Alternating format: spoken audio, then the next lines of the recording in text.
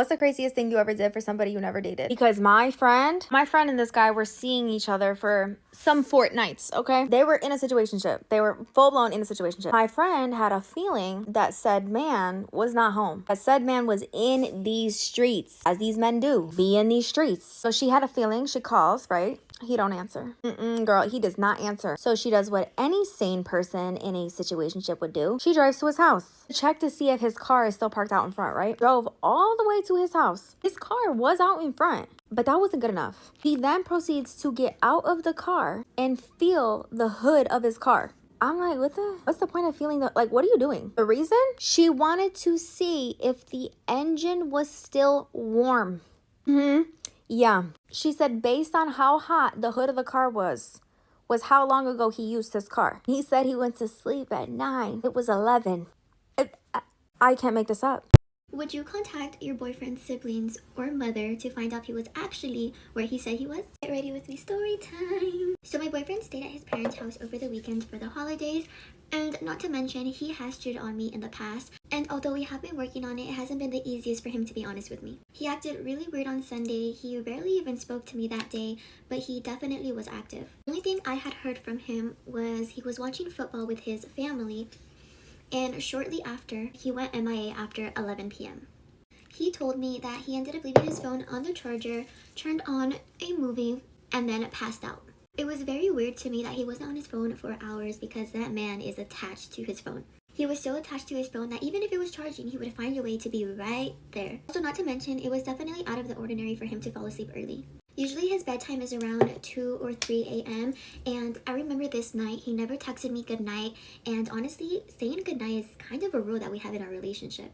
I have expressed to him that it does make me very anxious, it does make me overthink, it does make me assume that he's out with somebody else whenever he doesn't tell me goodnight. I know this might seem a little extra to some people, but before he falls asleep, he always makes sure to tell me goodnight. So of course, there's going to be a lot running through my mind, especially when he hasn't been texting all day. He doesn't say goodnight. I don't hear one word from him because I don't fully trust or believe him. The only thing crossing my mind is to message his stepmom, who I would assume would be there the whole day, and ask her if my boyfriend was actually where he told me he was going to be. I already have something typed out, and I do plan to be very polite and just reassuring in hopes that she understands where I'm coming from. Again, I do want to make sure I reassure his stepmom because the last thing I want to do is make things awkward with her or cross any lines. My boyfriend's stepmom is actually really cool, and a lot of the times that I have spoken to her, she is very understanding and she does see my point of view.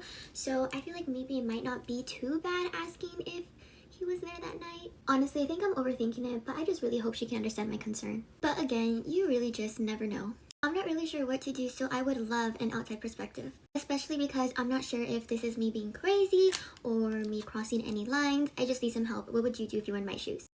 I never updated y'all on the date with my boyfriend and his sister, tea time. So I was running a little late, and naturally no one else was. By the time I show up, everyone's already there, they're already seated, and they're already looking at the menu. So I'm walking up to a table that's completely silent, like there's no existing conversation that I can just hop into, like, yeah, so no, it's dead silent. I need to put a different shirt on before I flash you guys all. Come and I sit at the table and I don't say anything. And so there's about 2 seconds where his sister and her husband are looking at me before they're like, oh, this must be her. And they're like, hi, and I'm like, hi. And then it goes back to complete silence. Everyone's just looking at their menu, and so I'm like, okay.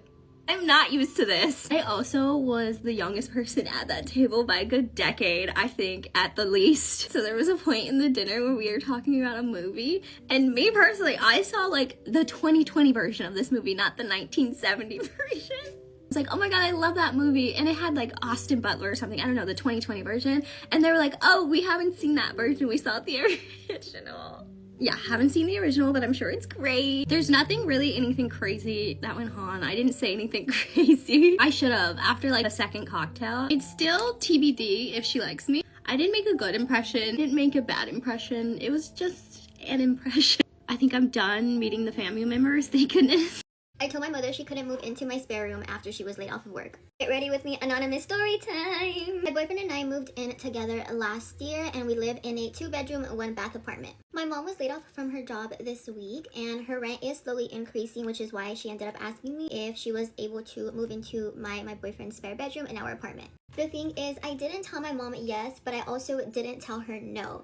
And here's the thing. My mother suffers from anxiety, OCD, PTSD. She has problems that make it very difficult to be around her, let alone live with her. Things need to be her way, and not to mention she is very controlling and also very manipulative, and she doesn't care for anybody but me. I am an only child and also her mother, which obviously my grandma. The reason I don't want her staying in my spare bedroom is because 5 years ago the same situation happened. She went through the same thing. She didn't have a job, she couldn't afford rent. She also didn't want to live with her mother, so she ended up coming in to move with me. I don't think I mentioned, but I am 28 and my boyfriend is 30 years old. For the past 3 years, I have supported my mother financially and emotionally, and I'm not going to lie, that year was the most difficult for me. I felt like my world shrunk because of her OCD. Because of her actions, I ended up falling into severe depression, but I never told her about it. She was already going through a lot, so it was just easier for me to not tell her about my issues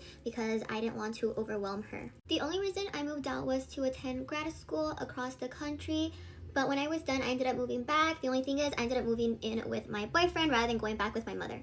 My mom has been talking about us moving in together again, that way we can save money. And she also never fails to mention that we need to be there for family, which I agree, but I don't think she realizes that for the last 5 years, I sacrificed a lot of my life for her, especially during the time that my father and her were going through a divorce, and I was actually in high school during that time. It got to the point that at this point, I felt like I was the mother. I was always the one to find apartments. I would always help her with job applications. And it also got to the point where I started lying to myself in order to make her happy. I would just agree with all of her commands and all of her wishes because I didn't want to add on to everything that she was already going through. I also started putting money to the side in case I eventually needed to financially support her.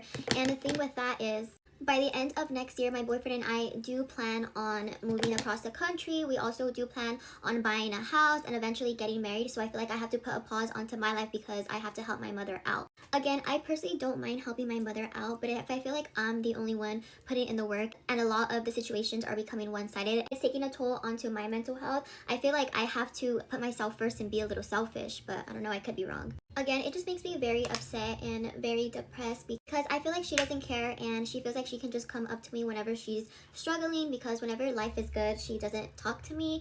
And also too, it's like she doesn't even have her own savings, she doesn't have her own bank account. So do you really care, or are you just using me? It's like I have all these questions and I don't want to ask them because I don't want to trigger her. He mentions to me how she feels like I'm the only one she has in the family, but if we're being honest, I feel like I don't have anyone at all but my boyfriend. My boyfriend is very supportive and I'm so grateful for him. I just don't know if I'm being selfish for not wanting my mother to move in with me again, especially now because she doesn't have a job and again, she doesn't have any savings to afford or pay her current rent. Personally, I just feel like if I do everything for her, she's never gonna learn. She's gonna run back to me. And I just feel like she is taking advantage of me and saying a lot of these things and playing the victim. And it just sucks again because I don't want to fall into this depression. And I also don't want to lose my boyfriend in the process of this.